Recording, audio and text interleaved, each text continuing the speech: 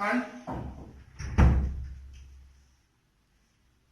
Welcome alpha GS. तो आज हम पढ़ेंगे मगध साम्राज्य का उत्कर्ष। ठीक है, मगध साम्राज्य का उत्कर्ष।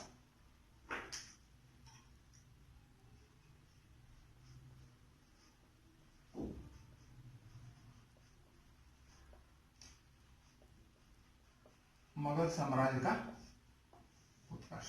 ठीक है,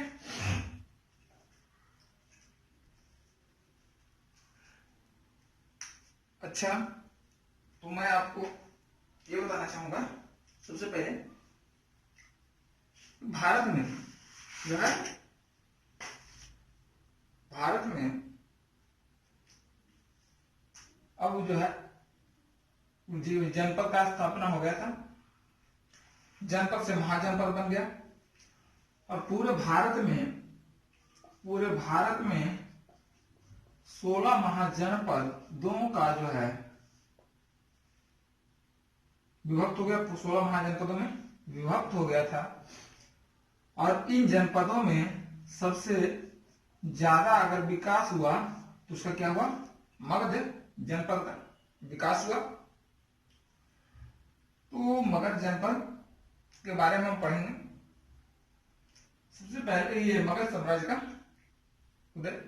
मगध जो है जनपद से महाजनपद बना और महाजनपद से साम्राज्य तक कैसे पहुंचा। मगध साम्राज्य जनपद से महाजनपद और महाजनपद से साम्राज्य तक कैसे पहुंचा। ठीक है, तो इसके बारे में पढ़ेंगे।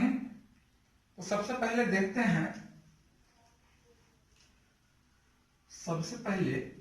हैं कि मगध साम्राज्य को उत्कर्ष तक पहुंचाने के लिए कौन कौन से शासक जो है शासन के वंश शासन के। पहले बृहद्रथ वंश था, बृहद्रथ वंश। उसके बाद बृहद्रथ के बाद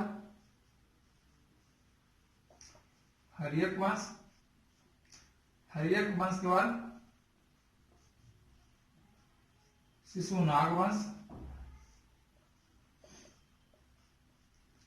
शिशुनाग के बाद नंद, नंद के बाद मौर्य। मौर्य के समय मगध साम्राज्य जो था वो मगध जनपद महासाम्राज्य बन चुका था। इसका विस्तार पूरे भारत में, लगभग पूरे भारत में इसके समय जो है पूरे भारत में साम्राज्य था। यहां तक कि उधर क्या बोलते काबुल तक इसका पूरा विस्तार था। जिसमें मौर्य काल में इसमें शिक्षा का भी व्यापक रूप से विस्तार हुआ। मौर्य काल तक मगध में तक्षशिला, जहां के कौन थे, चाणक्य,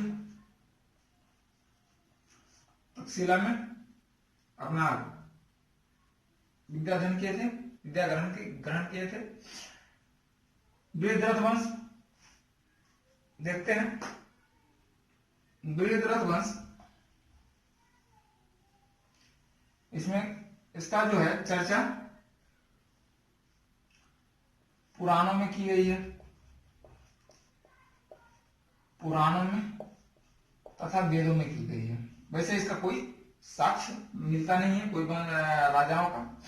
हर्यक वंश में देखना, हर्यक वंश में देखते हैं इसका हर्यक वंश का संस्थापक कौन था। हर्यक वंश का संस्थापक अजातशत्रु, बिंबिसार,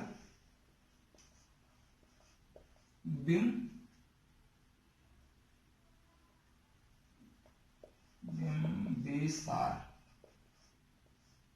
बिंबिसार, अजातशत्रु,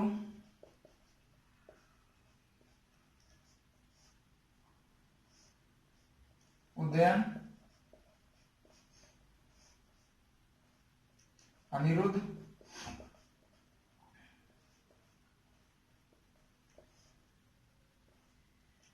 और ये कौन सा आएगा? नाग दशक। हरिवंश का अंतिम शासक नाग दशक। ठीक है। उसके बाद आ गया शिशुनाग वंश। शिशुनाग वंश का संस्थापक कौन था? शिशुनाग और कलाशोक, जिसको काकवर्ण भी कहा गया है। जिसको क्या कहा गया है? काकवर्ण। ठीक है।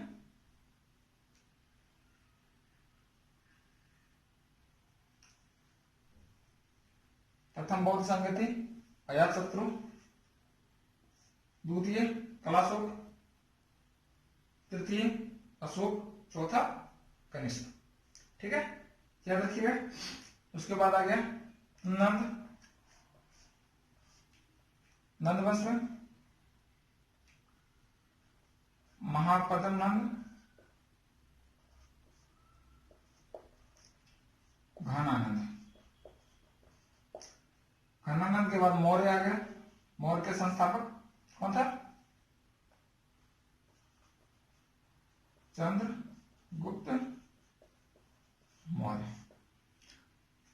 मौर्य का जो विस्तार पढ़ेंगे, वैसे तो सभी का अलग अलग पढ़ेंगे। इसको अगर भारतीय इतिहास पढ़ा जाए, मगध साम्राज्य पढ़ते हैं, मगध साम्राज्य पढ़ने के क्रम में जो है सबसे पहले वृद्धरथ वंश आता है। लेकिन वृद्धरथ वंश की चर्चा जो है पुराणों और वेदों में होने के कारण, जो है हम नहीं पढ़ते हैं, और इसके जो है और इसको छोड़ करके हर्यक वंश, शिशुनाग वंश, नंद वंश और मौर्य वंश पढ़ते हैं। तो हम चलते हैं कि जो है इतने वंशों की स्थापना तो हो गया। जब एक साम्राज्य बन गया तभी तो ऋक राजा बना, तभी जो है एक साम्राज्य की स्थापना हुई। तो हम देखेंगे कि आखिर 16 महाजनपदों में मगध जनपद ही एक ऐसा महाजनपद था जिसका उत्कर्ष इतना हुआ कि जनपद से महाजनपद बना, महाजनपद से कहां तक पहुंच गया? साम्राज्य तक पहुंच गया, साम्राज्य से विशाल साम्राज्य तक भी पहुंच गया। अर्थात जो है अशोक के समय जो है लगभग 16 महाजनपद मगध साम्राज्य में ही समाहित था। तो इसका कारण क्या था कि मगध साम्राज्य इतना उत्कर्ष क्यों किया? ठीक है, इतना जो है उत्कर्ष क्यों किया, चलिए देखते हैं। मगध साम्राज्य का उत्कर्ष। अब किसी भी राज्य का उत्कर्ष किस पर निर्भर करता है? किसी भी राज्य का उत्कर्ष 3-4 कारणों पर निर्भर करता है। ये 3-4 कारण कौन कौन से हो सकते हैं? 3-4 कारण। पहला भौगोलिक कारण। भौगोलिक कारण हो सकता है। जब भौगोलिक दशा बनेगा तो आर्थिक स्थिति आएगा। आर्थिक कारण, जब आर्थिक आएगा, अर्थ आएगा अपने पास, तब राजनीति होता है, राजनीति स्टार्ट होता है। राजनीतिक कारण, जब राजनीतिक होगा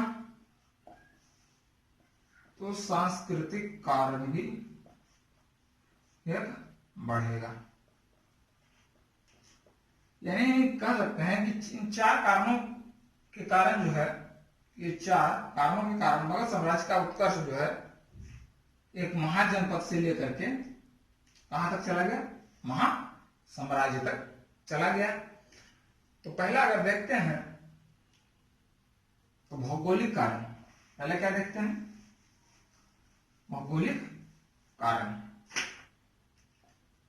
पहला कारण कहते हैं भौगोलिक कारण, राइट। मगध कहां बसा था, मगध भारत के मध्य में बसा हुआ था। यहां ले लो हिमालय है,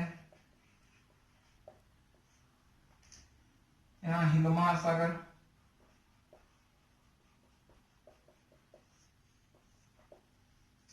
यहां अरब सागर, एक डायग्राम सिंपल सी, और यहां बंगाल की खाड़ी, इधर लैंडलॉक चीन के साथ, इधर लैंडलॉक पाक के साथ, जो भी है। लेकिन उस समय हमारा पाक नहीं था, अफगानिस्तान हो गया, काबुल अफगानिस्तान हो गया, इधर चले जाए ईरान हो गया, इधर से चले जाते हैं बलूचिस्तान हो गया। तो इधर आक्रमणकारी कहां से आक्रमण करते थे, यहां से हिंदू कुश पर्वतमाला, हिंदू कुश पर्वतमाला, ठीक है। अब हम देखते हैं कि मगध जो है, मगध का क्षेत्र है द्वाब का क्षेत्र, इधर गंगा है, इधर यमुना है।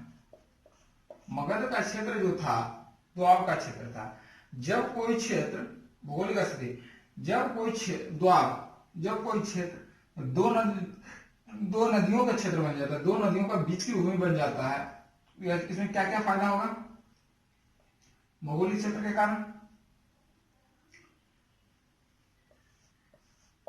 भौगोलिक क्षेत्र के कारण बहुत सारे फायदे होंगे, बताएंगे कल।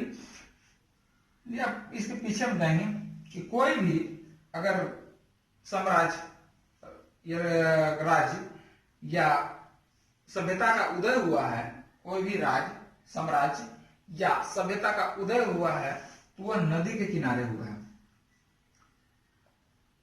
क्वेश्चन, सभ्यता का उदय नदियों के किनारे, उदय होने का कारण की चर्चा करें। क्वेश्चन मेंस का बनता है, इसी आंसर पे इसका आंसर मिल जाएगा, ठीक है। तो मगध का क्षेत्र जो था, मगध का क्षेत्र जो था वो क्या था, गंगा और यमुना का द्वाब का क्षेत्र था, गंगा और यमुना का द्वाब का क्षेत्र था।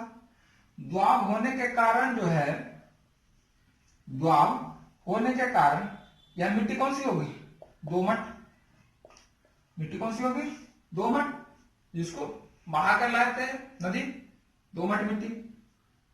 सिंचाई, उपयुक्त सिंचाई होगा, उपयुक्त सिंचाई आदि होने के कारण जो है कृषि, उपयुक्त दोमट मिट्टी है, सिंचाई है, फल का क्या हो जाएगा, कृषि आसान हो जाएगा। क्योंकि कृषि के लिए सबसे पहले मिट्टी की जरूरत होती है कि मिट्टी हमारा उपजाऊ होना चाहिए। मिट्टी हमारा क्या है, दोमट उपजाऊ मिट्टी है। जब कृषि हम बीज लगा दिए, बीज लगाने के लिए उसको क्या सिंचाई की आवश्यकता पड़ेगी। नदी से हमें दोनों तरफ से, या तो गंगा से हमें सिंचाई मिल जाएगा या यमुना से सिंचाई मिल जाएगा। अर्थात सिंचाई के लिए हमें समस्या नहीं है।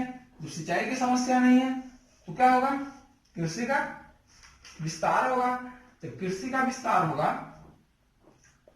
तो कृषि करने के लिए कौन आएंगे, कृषि करने के लिए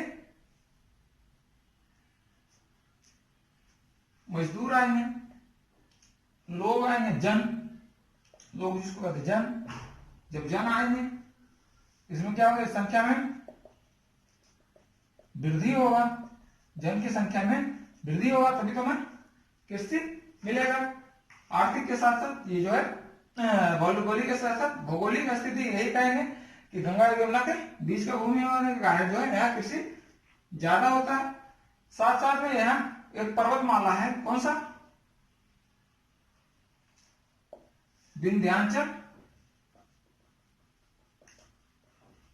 विंध्याचल पर्वतमाला है, ठीक है, पर्वतमाला है, पर्वतमाला है तो मानसून क्या होगा, मानसून जब भी उठेगा कहां से, जैसे मानसून आएगा तो मानसून यहाँ रुक करके यहाँ वर्षा कराएगा, फलस्वरूप इस क्षेत्र में मगध के क्षेत्र में क्या होगा, भारी बारिश होगी। भारी बारिश के कारण कृषि में भी ये क्या होगा, सहायक होगा। ठीक है, इसको मिटाए।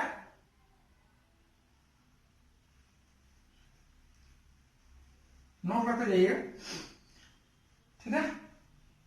भारी बारिश होगा, भारी बारिश क्या है, कृषि में सहायक, हमारी नदी भी मिल रहा है, कृषि में सहायक है। विंध्याचल पर्वत के कारण हमें बारिश में हो रहा है, बारिश होने के कारण क्या है, हमारे कृषि के लिए फायदेमंद है। तो फलतः क्या होगा, यहाँ तो जब सारे सुविधा मिल रहा है तो हमारे क्या होगा, कृषि उन्नति करेगा, कृषि हमारा विकास करेगा। तो हम जब प्राचीन काल में पढ़े थे, प्राचीन काल में लोगों का मुख्य व्यवसाय क्या बन गया था, कृषि और पशुपालन, कृषि और एग्रीकल्चर एंड एनिमल रेयरिंग, कृषि और पशुपालन, यानी कृषि के साथ साथ यहाँ क्या होगा, व्यापक मैदान है, मैदानी भाग है। विंध्याचल पर्वत छोड़ के यहाँ कोई ऐसा जो है छोटा मोटा कहीं कहीं पहाड़ दिखाई देता है पूरे मगध क्षेत्र में, जो कि पूरा मगध क्षेत्र पहाड़ी इलाका नहीं है। तो इससे क्या हुआ, चारागाह की भी कमी नहीं हुई, चारागाह और कृषि दोनों है। पर आर्थिक कारण से अगर करें तो कृषि से हमें क्या होगा, कृषि से पैदावार होगा, पैदावार बढ़ेगा तो क्या बढ़ेगा, टैक्स बढ़ेगा, कर, जब कर बढ़ेगा तो राज्य क्या होगा, राज्य की उन्नति होगा, टैक्स से राज्य की उन्नति होगा। जब राज्य की उन्नति होगा तो समय क्या था, साम्राज्यवादी नीति, साम्राज्यवादी नीति का उदय था। साम्राज्य को विस्तार करना, विस्तार करना, विस्तार करना, विस्तार करना, सिर्फ विस्तार करना, साम्राज्यवादी नीति था। तो साम्राज्यवादी नीति के कारण जो है हमारा मगध साम्राज्य का क्या हुआ, मगध साम्राज्य का विस्तार व्यापक रूप से होता गया। ठीक है,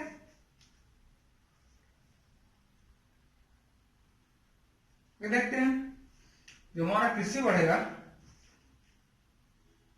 क्या क्या बढ़ रहा है हमारे इसमें, कृषि बढ़ रहा है, पशुपालन हो रहा है। तुम्हारे क्या होता, कृषि यहाँ क्या होता था, इस क्षेत्र में धान की खेती होती थी, किसकी खेती होती थी, धान की खेती होती थी। जिस कहा जाता है अकॉर्डिंग टू साइंस कि जो चावल जो है ज्यादा खाएंगे, रिप्रोडक्टिव सिस्टम उनका ज्यादा काम करेगा, यानी जनसंख्या हमारा बढ़ेगा, जनसंख्या क्या होगा, बढ़ेगा, हमारा जनसंख्या बढ़ेगा, हमारा जनसंख्या बढ़ेगा। तो जनसंख्या बढ़ने के लिए हमें राज साम्राज्य के लिए क्या चाहिए, पहले देखो राज साम्राज्य के लिए, राज विस्तार को करने के लिए क्या क्या चाहिए, या साम्राज्य विस्तार करने के लिए क्या क्या चाहिए, और उसका आंसर अपने आप मिलता चला जाएगा। राज्य साम्राज्य के लिए पहले कर, टैक्स, दूसरा सैनिक, तीसरा क्या चाहिए,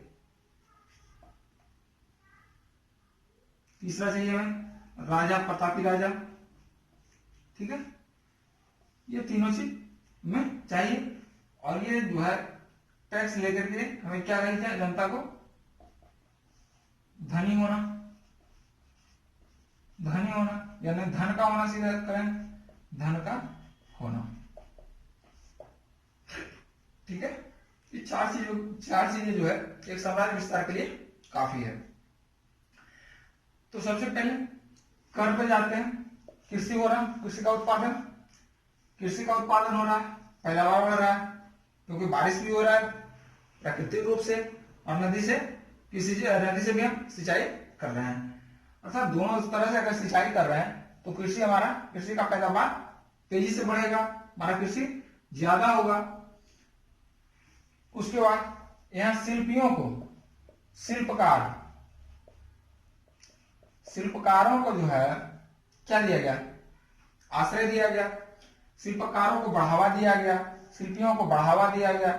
या जब शिल्पियों को बढ़ावा दिया, व्यापार को बढ़ावा दिया, जब कृषि जो है हमारा बढ़ेगा, अनाज बढ़ेगा, अनाज का पैदावार बढ़ेगा, हमारे पास अधिशेष हो जाएगा, हमारे पास खाने से अधिक हो जाएगा, तो हम उसको क्या करेंगे, उसको फेंकेंगे नहीं, उसको क्या है कहाँ पहुंचाएंगे, जहां लोगों के पास नहीं है वहां पहुंचाएंगे। वहां पहुंचाने के लिए हम क्या करना पड़ेगा, व्यापार करना पड़ेगा। ठीक है, व्यापार, तो व्यापार करेंगे तो उसमें भी क्या होता है, व्यापार में भी टैक्स लेंगे। ठीक है, व्यापार में भी टैक्स लगेगा, जैसे कि आज भी लगता है वैट, यहां भी टैक्स लग रहा है, यहां टैक्स लग रहा है। टैक्स कहां जा रहा है, राजकोष में। टैक्स कहां जा रहा है, राजकोष में। शिल्पकार मूर्ति बनाया या कोई चीज और बनाया तो क्या हुआ, शिल्पकार से भी टैक्स लगा, टैक्स कहां गया, राजकोष में। यानी राजकोष हमारा बढ़ता गया, हमारा जनता क्या हुआ। अच्छा, जब टैक्स कैसे देगा, समय का जो टैक्स नीति था 1/6 था, टैक्स जो था 5 का 1/6 भाग था। ठीक है, तो टैक्स भी उतना ज्यादा हाई नहीं था, जनता भी अपना कृषि का पैदावार हो ही रहा, शिल्पकार हो ही रहा, शिल्पकार अपना काम कर ही रहे क्योंकि राजा से प्राप्त हो गया। व्यापार, जब हमारा कृषि अधिशेष हो गया तो व्यापार करेंगे तो टैक्स देने में कोई समस्या नहीं, यानी जनता भी खुश और राजा भी खुश, फलता राज्य विस्तार होना ही है। ठीक है, टैक्स। अब कृषि का इतना विकास यहाँ किया, इस समय जो है लोहे का विस्तार हो गया था। लोहे का विस्तार कब हो गया था, उत्तर वैदिक काल में हो गया था। लोहे के विस्तार से क्या हुआ, कृषि में व्यापक सहायता मिली, विस्तार रूप से सहायता मिली। कृषि में सहायता मिलने के कारण जैसे गहराई तक, बीज को गहराई तक बोते थे, बीज को गहराई तक बोते थे। लेकिन पहले क्या था कि पत्थर का या जो है जिसको भी यूज करें, क्या होता, ज्यादा गहराई तक नहीं बो सकते थे। लोहे का औजार से क्या हुआ, कृषि का तेजी से विकास हुआ, बीज को गहराई तक बोगे, ज्यादा से ज्यादा जंगल की कटाई किए और कृषि योग्य भूमि बना करके कृषि करने लगे, व्यापार बढ़ा और टैक्स हमारा राजकोष में चला गया। राइट, अब टैक्स जब राजकोष में चला जाता है तो क्या होगा, साम्राज्य का विस्तार तो होना ही है। अब इसके बाद अगर करें तो इस समय एक और चीज था, इस समय जो है कृषि पंचांग, मगध साम्राज्य से कृषि पंचांग का साक्ष्य भी मिलता है। कृषि पंचांग किसको कहते हैं, कृषि पंचांग वो होता है जिसमें ये लिखा होता है, जिसमें ये वर्णन होता है कि कौन सी फसल को किस मौसम में बोया जाए तथा कब काटा जाए। इससे क्या होता है, कृषि का जो है विस्तार या कृषि का पैदावार जो होता है, कृषि में पैदावार काफी उन्नत होता है। क्योंकि अगर गर्मी है, अगर इसके उल्टी कृषि के पंचांग के उल्टा करें, गर्मी है, गर्मी में गेहूं रोप दें, गेहूं लगा दें तो होगा, नहीं होगा, क्या होगा, पानी से सड़ जाएगा या सूख जाएगा। इससे क्या होता है, गर्मी में धान ही लगाया जाता है। क्या लगाया जाता है, धान लगाया जाता है। जो भी है खरीफ फसल लगाया जाता है, सर्दी के मौसम में रबी फसल लगाया जाता है। इसका चर्चा हमारा मगध साम्राज्य में कृषि पंचांग में दिया हुआ था, इसका वर्णन कृषि पंचांग में किया हुआ था। फलतः जो है कृषि का इतना विकास करने का कारण भी था क्योंकि वहां के लोग ये जानते थे कि कौन सी मौसम में कौन सा फसल बोना चाहिए ताकि हमारी पैदावार जो है अच्छा हो सके। ठीक है, तो अब करते हैं, तो कृषि का पैदावार हुआ, कृषि का पैदावार हुआ, व्यापार बढ़ा, कृषि में धान की उत्पत्ति, धान लगाया, धान से क्या हुआ, जो अभी बताए रिप्रोडक्टिव सिस्टम वाला, तो लोग बढ़े, तो जब लोग बढ़े, यहाँ मिटा देते हैं, ठीक है, क्योंकि इसमें तो अब मगध साम्राज्य में पता ही चलेगा कृषि खत्म हो रहा है। जब लोग बढ़े तो लोगों के लिए हमें क्या चाहिए, सैनिक के लिए क्या चाहिए, जन चाहिए, लोग चाहिए, तो लोग हमें क्या बन रहा है, क्योंकि जनसंख्या में वृद्धि हुई, जनसंख्या में वृद्धि हुई, इसको साम्राज्य के लिए क्या चाहिए, सैनिक चाहिए, तो यहाँ सैनिक मिल गया जनसंख्या से आसानी से, सैनिक जब मिल गया तो इसको जनसंख्या को क्या मिल गया, रोजगार मिल गया, और इसको क्या मिल गया, राज्य को सेना मिल गया, इसको रोजगार मिल गया, इसको सेना मिल गया, बोलता कॉम्बिनेशन बराबर। अब जो है राजा को ये चाहिए सैनिक, अब इसको क्या चाहिए, सैनिक को तीर कमान, उस समय तो तीर कमान था, तीर कमान के लिए क्या चाहिए, लोहा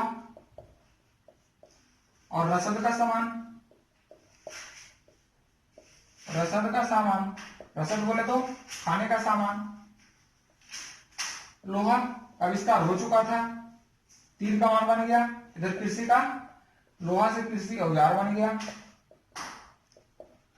कृषि औजार बन गया, कृषि से हमें क्या आ गया, टैक्स आ गया, प्लस क्या आ गया, रसद का सामान आ गया, राइट, दो चीज हमें कृषि से मिल गया, और ये है जनसंख्या से हमें क्या मिल गया, सेना मिल गया। जब सेना मिल गया तो अब राजनीतिक दृष्टि यानी राजनीतिक होना है, राजनीतिक हो जाएगा, राजनीतिक होने से क्या होगा, राजा बना, जब यहाँ जनसंख्या होगा, जनसंख्या में क्या होगा, जनसंख्या में अवकाश है, सेना तो हमारे पास है, अब सेना के संचालन के लिए क्या चाहिए, सेना के संचालन के लिए एक बढ़िया नेतृत्व होना चाहिए, तभी किसी साम्राज्य को जीत पाएंगे, एक बढ़िया सा नेतृत्व होना चाहिए, बढ़िया सा नेतृत्व क्या है, एक राजा चुनो, राजा चुनो, राजा जो था, राजा का चुनाव पहले लोगों के द्वारा किया जाता था, राजा का चुनाव पहले लोगों के द्वारा किया जाता था, प्रतिष्ठित व्यक्ति को किया जाता था वैदिक काल में, ठीक है। हमारा आर्य जो आया था, आर्य 1520 में भारत आया था, मगध हमारा कब है, ये जो पढ़ रहे हैं मगध साम्राज्य का उदय है 600 BC पढ़ रहे हैं, ठीक है, ध्यान रखिएगा, आर्य 1520 से पहले है, मगध हम साम्राज्य उत्कर्ष पढ़ रहे हैं 600 BC। तो क्या बोला, राजा चुना जाता था विधिवत में, जिसका चर्चा मिलता है किसमें, ये दो पुराणों में, बट जो है यहाँ राजा वंशानुगत हो चुका था, मगध साम्राज्य में उत्कर्ष होते होते राजा वंशानुगत हो चुका था, तो राजा हमारा बन गया, क्या होगा, अब राजा सोचा कि हमारे पास टैक्स भी है, धन भी है, सैनिक भी है, तो अपने साम्राज्य का विस्तार किया जाए, अर्थात वह साम्राज्य विस्तार नीति को अपनाने लगा, ठीक है। तो अब देखते हैं साम्राज्य विस्तार की नीति को अपनाया, अब एक और चीज देखते हैं, और भी चीज मिला, हो गया,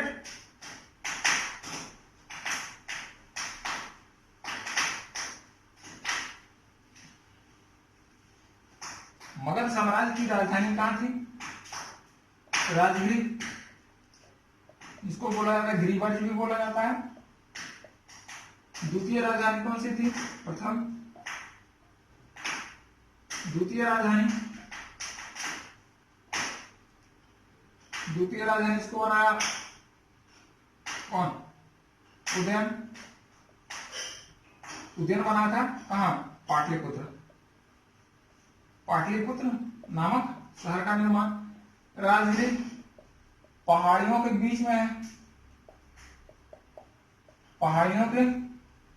बीच में है, पाटलिपुत्र गंगा और सोन, तो बता गंडक में इसको ये आता है। गंडक किस पे है, संगम पे है, पाटलिपुत्र। तो अभी बताए थे जितना भी साम्राज्य या सभ्यता का आविष्कार हुआ, उदय हुआ है, तो नदियों के किनारे होता था, क्योंकि उसको ये सभ्यता को पीने के लिए क्या चाहिए, पीने के लिए पानी, खाने के लिए शिकार, पानी आसानी से मिल गया, खाने की चीज मछली, पानी का पानी के नजदीक होने के कारण यहाँ जंगल होगा, जंगल के कारण क्या होगा, जानवर होंगे जो शिकार करते थे, जानवर होंगे, जानवर को मार के खा लिए, पाल लिए। पानी होने के कारण क्या होगा, कृषि होगा, कृषि का विस्तार होगा। कृषि से क्या होगा, पीने से, पानी से क्या हो जाएगा, सिंचाई की व्यवस्था हो जाएगी। मतलब क्या होगा, किसी भी साम्राज्य को, किसी भी लोगों को बसने में कोई कठिनाई नहीं होगी। लोग बस गए तो क्या होगा, एक सभ्यता बन गया। जैसे लोग सिंधु घाटी के किनारे पर बस गए, सिंधु घाटी के किनारे बस गए, तो कौन सा हो गया, सिंधु घाटी की सभ्यता हो गया, सिंधु घाटी की सभ्यता हो गया। ठीक है। तो मगध उसी तरह, मगध क्या था, मगध की पहली राजधानी जो था पहाड़ों के बीच में था, और दूसरी राजधानी संगम पे था। वही इतना जो है प्राकृतिक रूप से परिपूर्ण राजधानी अगर हो तो क्या होगा, विस्तार तो अपने आप होगा। पहाड़ियों के बीच, पहाड़ी से क्या होगा, पहाड़ पर जंगल होगा, जंगल होगा, जंगल से हमें क्या मिलेगा, सबसे पहले इमारती लकड़ी,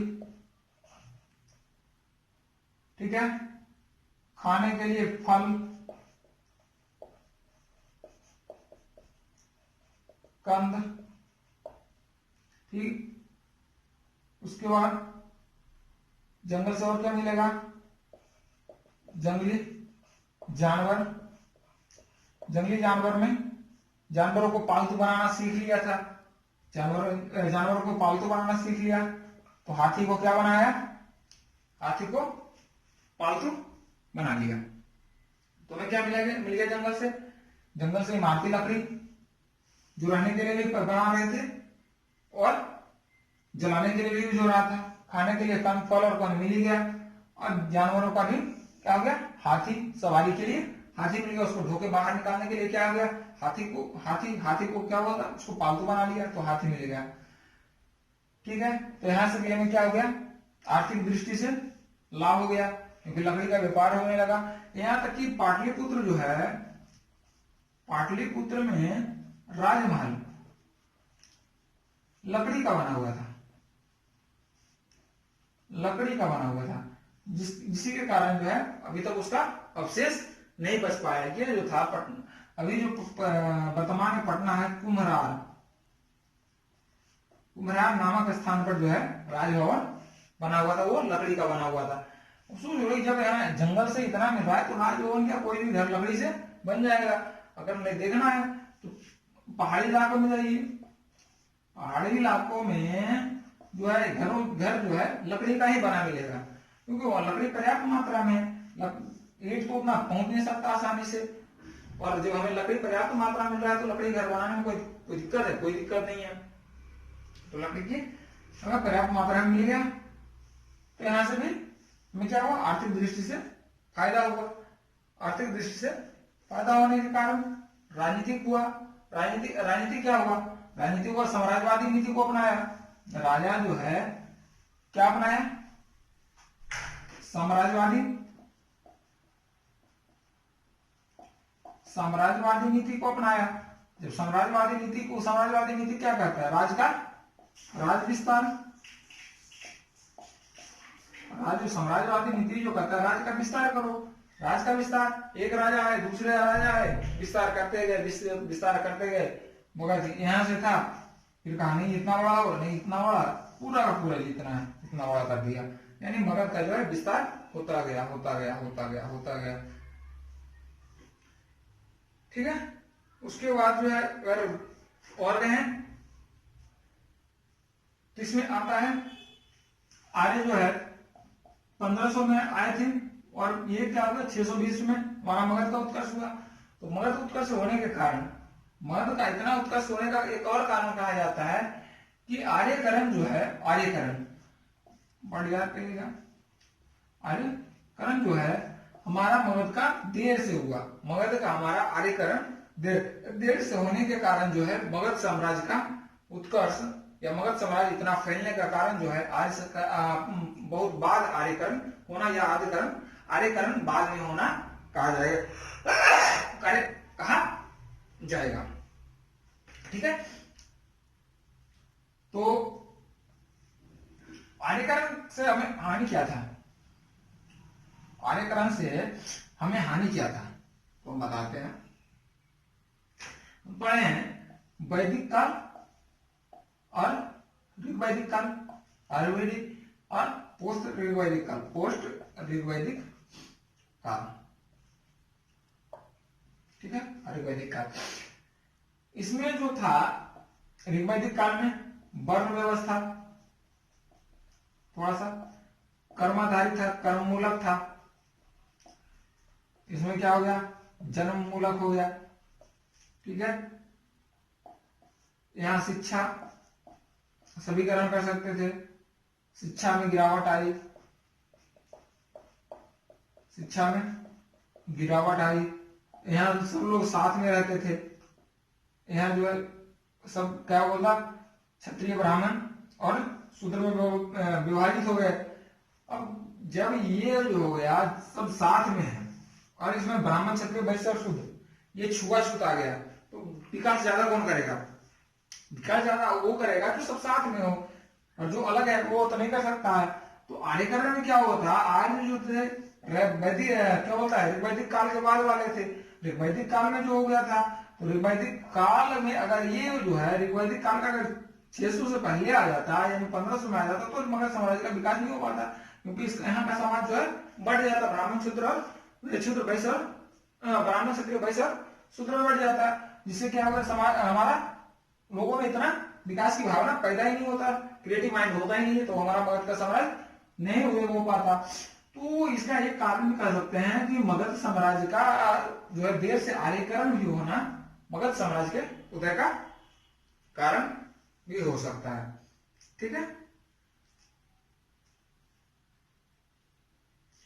तो अगर उसके बाद अगर कहे राजनीतिक कारण में आकर क्या ये संस्कृति कारण में आर्यकरण कह सकते हैं, क्योंकि आर्यकरण संस्कृति का दूसरी संस्कृति वालों को एक दूसरी संस्कृति में मिलना ही संस्कृति सभ्यता का कहा जाता है। तो आर्यकरण दूसरी संस्कृति के थे और मगध साम्राज्य में रहने वाले लोग दूसरी संस्कृति के थे, तो बोलता क्या हुआ, दोनों में मिलावट जो है देर से हुआ, संस्कृति का विकास हमारे मगध में पहले हो चुका था, तो जिसके कारण हमारा जो मगध था वह वर्ण व्यवस्था पर क्या था, उसका कर्म मूलक, जबकि आदि काल क्या था, जन्म मूलक, पोस्ट ऋग्वैदिक काल वाला।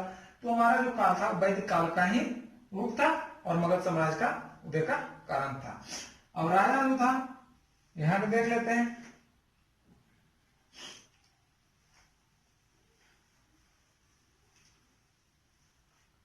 राजा जो था क्या था, यहाँ का राजा पराक्रमी था, ऐसा नहीं था कि सभी का नहीं था, पराक्रमी था, तेज था, कूटनीतिज्ञ था, कूटनीतिज्ञ था। कूटनीति क्या होता है, राज्य की नीति को अपनाना कि कल क्या करना है, ये जो है विचार विमर्श करना, और विचार विमर्श करने के लिए क्या चाहिए, सलाहकार चाहिए, सलाहकार चाहिए। तो सलाहकार कौन था, राजा का सबसे पहला कौन था, अजातशत्रु, और कौन था, बिंबिसार था, बिंबिसार। ठीक है, अजातशत्रु और बिंबिसार था। तो बिंबिसार का सलाहकार कौन था, बिंबिसार का सलाहकार जो था सुनिधि था, सुनिधि, और इसका सलाहकार की चर्चा के मिलता वर्षकार, वर्षकार, ये दोनों का सलाहकार था, यानी मंत्री था, इसी के सलाह पर काम करता था। फलता क्या है, एक राजा को एक साम्राज्य चलाने के लिए एक सलाहकार की जरूरत होती है, और वह सलाहकार अगर बढ़िया हो, अगर वह सलाहकार बढ़िया हो तो राजा अपने चरम सीमा की पराकाष्ठा तक पहुंच सकता है, चरम सीमा की पराकाष्ठा तक पहुंच सकता है। वही जो था वर्ष का राष्ट्रनिधि अगर मौर्य में आ जाए तो चाणक्य आदि जो था महान सलाहकार था, महान मंत्री था, इसी के कारण जो है हमारा मगध साम्राज्य इतना उदय हो सका, इतना वृद्धि कर सका।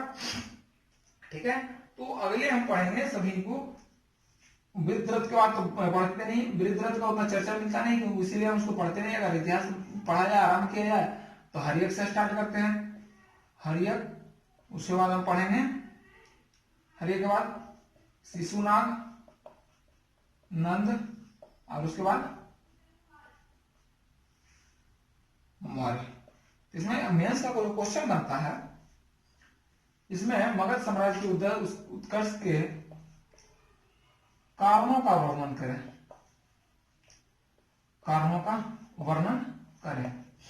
ठीक है, इसी का दूसरा कारण बनेगा मगध साम्राज्य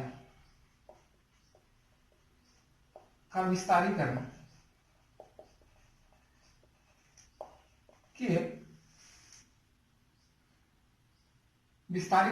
के दशा क्या था, दशा क्या था, ये दूसरा क्वेश्चन बनेगा।